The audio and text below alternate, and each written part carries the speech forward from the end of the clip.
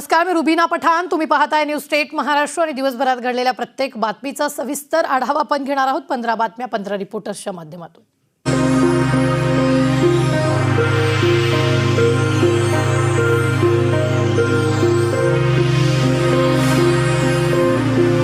शिंदे गटाच्या आमदाराविरोधात बुलढाण्यात आमरण उपोषण सुरू करण्यात आलं आहे. आमदाराने शिवीगाळ करून गुंड पाठवून मारहाण केल्याचा आरोप यावेळी आंदोलनकर्त्यांनी केला आहे. बुलढाणा जिल्ह्यातील मेकर मतदारसंघाचे शिंदे गटाचे आमदार संजय रायमुलकर यांच्यावर कारवाई व्हावी यासाठी सावरा ग्रामपंचायत सदस्य गजानन वानकडे यांनी ग्रामपंचायत समोर आमरण उपोषण सुरू केलं आहे. आमदार संजय रायमुलकर यांनी फोनवर शिवीगाळ करून घरी गुंड पाठवून मारहाण केल्याप्रकरणी आमदार संजय रायमुलकर आणि त्यांच्या गुंडांवर कारवाई करावी या मागणीसाठी गजानन वानकडे यांनी हे उपोषण सुरू केलं आहे. त्यामुळे शिंदे गटाचे आमदार संजय रायमुलकर यांच्या अडचणी वाढण्याची शक्यता निर्माण झाली आहे. सावरा ग्रामपंचायत सदस्य गजानन वानकडे यांनी ग्रामपंचायत समोर उपोषण सुरू केलं आहे. त्यामुळे आता यापुढे शिंदे गटाचे आमदार संजय रायमुलकर यांची प्रतिक्रिया महत्वाची असणार आहे. Praful Khandare, news state Maharashtra, Buldhana. वर्ध्यातील देवडी, आर्वी, आष्टीक, हिंगणघाट आणि समुद्रपूर या 6 तालुक्यातील 29 ग्रामपंचायतीची सार्वत्रिक निवडणूक होत आहे. यामध्ये आर्वी तालुक्यातील 2 सरपंच आणि 23 सदस्य बिनविरोध निवडून आलेत, तर वर्धा तालुक्यातील 3 आणि हिंगणघाट, समुद्रपूर तालुक्यातील प्रत्येकी 2 सदस्य बिनविरोध झालेत.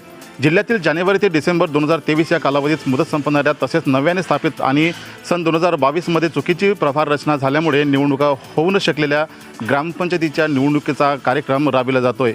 वर्ध्यातील 29 ग्रामपंचायतीच्या सार्वत्रिक तर 33 ग्रामपंचायतीच्या पोटनिवडणुका आता होणार आहेत. आता अर्ज मागे घेण्याची मुदत संपून उमेदवारांना चिन्ह वाटप करण्यात आलंय. खऱ्या अर्थाने रणांगणातील उमेदवार आता निश्चित झाले आहेत. Nilesh Bangali, news state Maharashtra, Wardha. पालघर जिल्हा परिषदेच्या शिक्षण विभागाचा भोंगळ कारभार पुन्हा एकदा चव्हाट्यावर आलेला आहे. डहाणू तालुक्यातल्या सरावली मोरपाडा येथे जिल्हा परिषदेची शाळेला इमारत नसल्यामुळे चक्क कंटेनरमध्ये ही शाळा भरवली जाते. तळतळत्या उन्हामुळे विद्यार्थ्यांना त्रास होत असल्याने आता या मुलांचा वर्ग भिंती नसलेल्या एका छपरामध्ये भरतोय. पालघर जिल्ह्यात सध्या देशभरातल्या अनेक मोठ्या विकास प्रकल्पांचं काम अगदी युद्धपातळीवर सुरू आहेत. Bullet train, Mumbai Vadodara express highway, Vadhavan बंदर तसेच रेल्वे कॉरिडॉर अशा महत्त्वाकांक्षी प्रकल्पांचा यात समावेश आहे. परंतु या विकास प्रकल्पात सामान्य माणूस, शाळकरी मुलं कशी भरडली जात आहेत याचे भयान वास्तव डहाणू तालुक्यातील सरावली मोरपाडा जिल्हा परिषद शाळेच्या परिस्थिती समोर बघितल्यानंतर समोर येत आहे. मुलांना शिकवताना वेळोवेळी येणाऱ्या अडचणींचा सामना करत येथे काही महिन्यांपूर्वीच नव्याने रुजू झालेले शिक्षक प्रयत्नांची पराकाष्ठा करताना पाहायला मिळत आहेत. तर येथे शिकणारी मुलं देखील अतिशय प्रतिकूल परिस्थितीत शिक्षणाचे धडे गिरवताना आपल्याला पाहायला मिळत आहेत. न्यूज स्टेट महाराष्ट्रासाठी महेश भोयेसह मनोज सातवी, डहाणू. गेल्या अनेक दिवसापासून राज्यात जनावरांना लंपी आजारानं हैराण केले. अशातच लंपीने अकोल्यातही थैमान माजवले. या लंपी आजारामुळे आता मोझोड आणि टाकळी या भागात प्रतिबंधित क्षेत्र म्हणून घोषित करण्यात आले. अकोला तालुक्यातील मोझोड आणि टाकळी जलम या गावातील वासरांमध्ये लंपी त्वचा रोगाचा प्रादुर्भाव आढळल्याने संसर्ग केंद्रापासून 10 किलोमीटर पर्यंतचे क्षेत्र प्रतिबंधित घोषित करण्यात आले. तसा आदेश जिल्हाधिकारी यांनी निर्गमित करण्यात आलाय. प्राण्यांमधील संक्रमण आणि सांसर्गिक रोग प्रतिबंधक नियंत्रण अधिनियमानुसार संसर्ग केंद्रापासून 10 किलोमीटर बाधित क्षेत्र घोषित करण्यात आले. बाधित क्षेत्रातील जनावरांचे शेड निर्जंतुकीकरण करून परिसरामध्ये जनावरांची खरेदी आणि विक्री, वाहतूक, बाजार, जत्रा, प्रदर्शन आयोजित करण्यास प्रतिबंध घालण्यात आलाय. लंपी हा पशुधनातील वेगाने पसरणारा संसर्गजन्य आजार असला तरी पशुधन दगावण्याचे प्रमाण कमी आहे. पशुपालकांनी सतर्क राहून काळजी घेण्याची आवश्यकता आहे. जनावरांची वेळीच काळजी घेतल्यास आपल्या जनावराला लंपी आजार लागण होण्यापासून वाचवता येते. अकोल्याहून प्रियंका जाधव, न्यूज स्टेट महाराष्ट्र. हायवेवर बसेसचा अपघात होऊन आग लागण्याच्या घटना आता अधिक वाढताना पाहायला मिळत आहेत. अशाच मुंबईहून बीडकडे येणाऱ्या ट्रॅव्हल्सचा अपघात होऊन 5 जण ठार तर 23 जण जखमी झाल्याची घटना घडली होती. यानंतर उपप्रादेशिक परिवहन विभागानं कारवाईचं सत्र सुरू केलं आहे. बीडमधून पुणे मुंबईकडे जाणाऱ्या गाड्यांची तपासणी बीडमध्ये करण्यात आली आहे. यामध्ये एका गाडीच्या मूळ बांधणीत छेडछाड करण्यात आल्याचं समोर आलं आहे. या गाडीचा परवाना रद्द केला जाणार आहे. तर याबरोबरच इतर गाड्यांनाही दंड करण्यात आला. दरम्यान बीडमधून पुणे मुंबईकडे 35 ते 40 बसेस ये जा करतात. यातील अनेक बस स्क्रॅपमधील असण्याची शक्यता आहे. त्याची तपासणी करण्यात येत आहे. परिवहन विभागाच्या वतीनं कारवाई सातत्यानं केली जाणार असून प्रवाशांनीही काही गैरप्रकार आढळल्यास तात्काळ संपर्क साधण्याचं आवाहन परिवहन विभागाकडून करण्यात आलं आहे. त्यामुळं आता प्रवाशांच्या जीवाशी बस चालकांकडून सुरू असलेल्या या हलगर्जीपणावर उपप्रादेशिक परिवहन विभागाकडून कारवाई करण्यात येत आहे. त्यामुळं अपघाताच्या घटना कमी होणार आहेत. देवराखोंडे, न्यूज स्टेट महाराष्ट्र. मराठा आरक्षणाच्या मुद्द्यावरून आताही राज्यामध्ये मोठी आंदोलन होताना पाहावयास मिळत आहेत. मोहोळ तालुक्यातील अंकोली ग्रामस्थांनी प्रशासनाचं आणि सरकारचं लक्ष वेधण्यासाठी मराठा समाजाच्या मागणीसाठी जागरण गोंधळ आंदोलन केलंय. मुख्यमंत्री एकनाथ शिंदे, उपमुख्यमंत्री देवेंद्र फडणवीस आणि अजित पवार यांच्या प्रतिमेत चपलांचा हार घालून निषेध नोंदवलाय. मोहोळ तालुक्यातील अंकोली ग्रामस्थांचा उपोषणाचा दुसरा दिवस, त्या निमित्तानं प्रशासनाचे लक्ष वेधण्यासाठी अनोखे आंदोलन करण्यात आले. गेंड्याच्या कातडीचे असलेल्या सरकारला जाग यावे म्हणून अंकोली येथे मराठा आरक्षणासाठी जागर घालण्यात आलाय. जागर गोंधळ आंदोलनाच्या माध्यमातून यावेळी मराठा समाजाचे प्रश्न मांडण्यात आले. मराठा समाजाचे प्रश्न मुख्यमंत्री आणि दोन्ही उपमुख्यमंत्र्यांना समजावेत यासाठी जागरण गोंधळ आंदोलनाला येण्याचे आवाहन देखील ग्रामस्थांच्या वतीनं करण्यात आलेलं आहे. यासह मराठा बांधवांच्या प्रश्नाकडे आणि आरक्षणाच्या मागणीकडे सरकार कसं पाहतंय हे पाहणं औत्सुक्याचं ठरणार आहे. न्यूज स्टेट महासाठी विशाल भांगे, सोलापूर. ऑनलाईन गेमिंग प्रकरणातील मुख्य सूत्रधार सोंटू जैनला काल नागपूर पोलिसांनी ताब्यात घेत त्याची चौकशी सुरू केली आहे. काल त्याला गोंदियामध्ये घेऊन येत त्याच्या दुकानातील झडती घेण्यात आली आहे. रात्री उशिरापर्यंत नागपूर पोलीस सोंटूच्या दुकानात चौकशी करत होते. सोंटू जैन याच्या मोबाईलमधील डेटा मिळाल्यानंतर अनेक धक्कादायक बाबी पुढे येत असल्याची माहिती आहे. याच डेटाच्या आधारावर पोलिसांनी 5 दिवसापूर्वी गोंदिया इथल्या गौरव बग्गा आणि ॲक्सिस बँकेचे व्यवस्थापक अंकेश खंडेलवार यांच्यावर कारवाई केली आहे. नागपूर आर्थिक गुन्हे शाखेचे पोलीस सध्या सोंटूची कसून चौकशी करत आहेत. यात अनेक नवनवे खुलासे होताना दिसत आहेत. नागपूर इथल्या आर्थिक शाखेचे 8 ते 10 अधिकाऱ्यांचे पथक गोंदिया येथे दाखल झाले. त्यानंतर पथकाने स्थानिक गोरेलाल चौकातील सोंटू जैन यांच्या मालकीच्या कुर्तेवाला या दुकानाचा तपास केलाय. या पथकाने या संदर्भात काहीही माहिती दिली नसून सोंटूला काल त्याच्या घरी आणि दुकानात नेऊन सुद्धा त्याची चौकशी करण्यात आलेली आहे. प्रथमच त्याच्यावर गुन्हा दाखल केल्याच्या नंतर सोंटू जैन याला गोंदियामध्ये आणण्यात आलं होतं. Harish Motghare, news state Maharashtra, Gondia. काँग्रेस आणि भाजपमधला फरक पाहिला.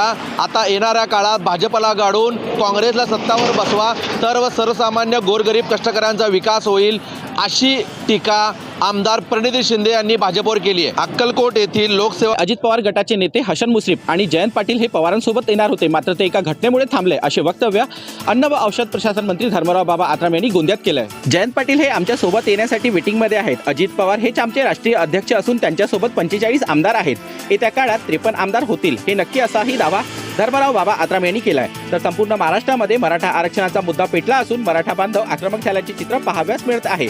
याच मराठा आरक्षणासंदर्भात विचारले असता मराठा समाज बांधवांनी आक्रमक होऊ नये, हे चुकीचे आहे. आमचं सरकार मराठ्यांच्या पाठीशी असून मराठ्यांची क्रांतिकारक निर्णय घेणार असल्याचेही आत्राम यांनी म्हटलं आहे. त्यामुळे सरकार आता मराठा आरक्षणावर काय निर्णय घेते हे आता पाहण्यासारखं असणार आहे. याशिवाय सरकारचं क्रांतिकारक निर्णय काय आहे हे आता आत्राम यांनी सांगितल्याप्रमाणे पाहावं लागणार आहे. Harish Motghare, news state Maharashtra, Gondia.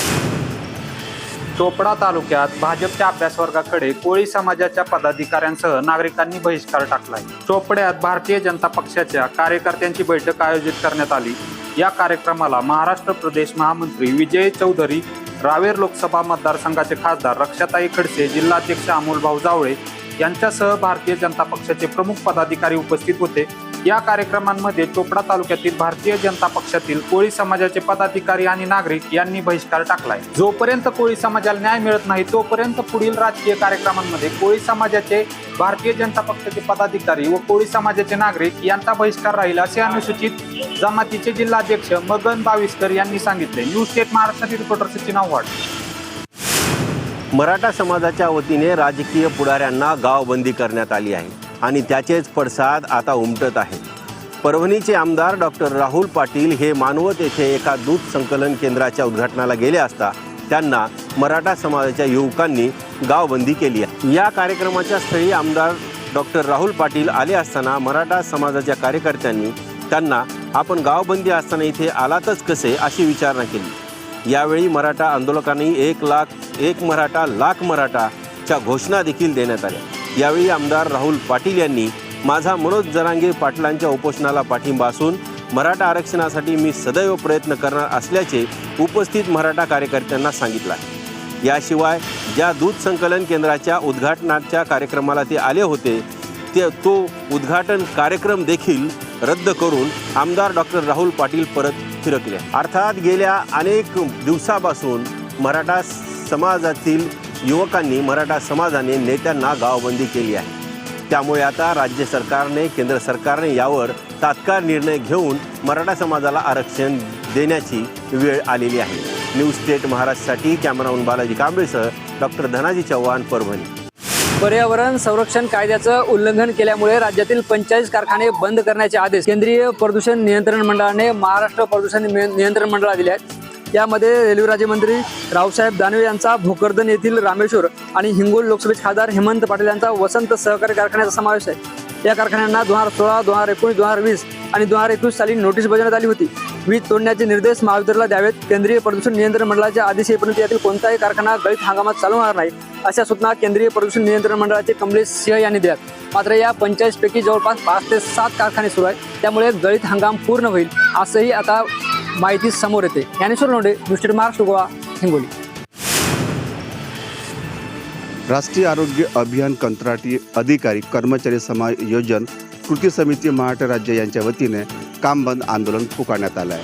जिल्हा परिषदेसमोर आरोग्य विभागात कार्यरत कंत्राटी अधिकारी व कर्मचाऱ्यांच्या शासकीय सेवेत समायोजनेसाठी बेमुदत काम बंद आंदोलन पुकारलं आहे. कर्मचाऱ्यांनी जिल्हा परिषदेसमोर आरोग्य विभागातील कर्मचाऱ्यांना नियमित कर्मचारी म्हणून समायोजित करण्यात यावे अशी एक मुख्य मागणी केली. मात्र वारंवार निवेदन देऊनही शासन वेळकाढूपणाचे धोरण राबवित असल्याचा आरोप यावेळी कर्मचाऱ्यांच्या वतीने करण्यात आला आहे. राष्ट्रीय आरोग्य अभियान कंत्राटी अधिकारी आणि कर्मचारी समायोजन कृती समितीच्या वतीने यापूर्वी आंदोलनाची नोटीस देण्यात आली होती. जिल्हा स्तरावर लेखणी बंद आंदोलनही करण्यात आलं होतं. मात्र सरकारने दखल घेतली नाही. शासनास आणि प्रशासनास पुरेसा वेळ देऊनही कृती समितीस चर्चेसाठी कुठलेही पत्र किंवा निरोप देण्यात आलेला नाही. त्यामुळे नाईलाजाने अधिकारी आणि कर्मचाऱ्यांना बेमुदत काम बंद आंदोलन पुकारावे लागले आहे. व्हिडिओ जर्नलिस्ट रितेश कांबळेसह सूरज बागडे, न्यूज स्टेट महाराष्ट्र, भंडारा. बारामती तालुक्यातील माळेगाव सहकारी साखर कारखान्याच्या गळीत हंगाम शुभारंभाला उद्या उपमुख्यमंत्री अजित पवार यांनी कार्यक्रमाला येऊ नये अशी भूमिका सकल मराठा समाजाच्या वतीने घेण्यात आली आहे. यावर तोडगा काढण्यासाठी कारखाना प्रशासन, पोलीस प्रशासन आणि सकल मराठा समाजाची संयुक्त बैठक कारखान्याच्या शिवतीर्थ कार्यालयात झाली आहे. ही बैठक निष्फळ ठरली आहे. कारखान्याच्या वतीनं उपमुख्यमंत्री पवार हे येणारच असं सांगण्यात आलं, तर मराठा समाजाच्या वतीनं ते येऊ नये, अन्यथा आम्ही तीव्र स्वरूपाचं आंदोलन करू असा इशाराही देण्यात आला. कारखान्याच्या कार्यक्षेत्रातील शेतकरी पुतळ्यासमोर मराठा समाजाच्या वतीनं आंदोलन करण्यात येणार असल्याचं आंदोलकांनी सांगितलंय. त्यामुळे आता उद्या बारामतीतल्या माळेगाव कारखान्यात हाय व्होल्टेज ड्रामा पाहायला मिळण्याची शक्यता आहे. त्यामुळं अजित पवारांच्या उद्याच्या बारामती दौऱ्याकडे सगळ्यांचं लक्ष लागलंय. देवा राखोंडे, न्यूज स्टेट महाराष्ट्र, बारामती. जातीपातीच्या आणि आरक्षणाच्या नावावर डोके फिरू देऊ नका, नाहीतर भारताचा पॅलेस्टाईन होण्यास वेळ लागणार नाही, अशी प्रतिक्रिया वंचित बहुजन आघाडीचे राष्ट्रीय नेते प्रकाश आंबेडकर यांनी दिली आहे. सध्या महाराष्ट्रासह देशभरात जातीपातींमध्ये भांडणे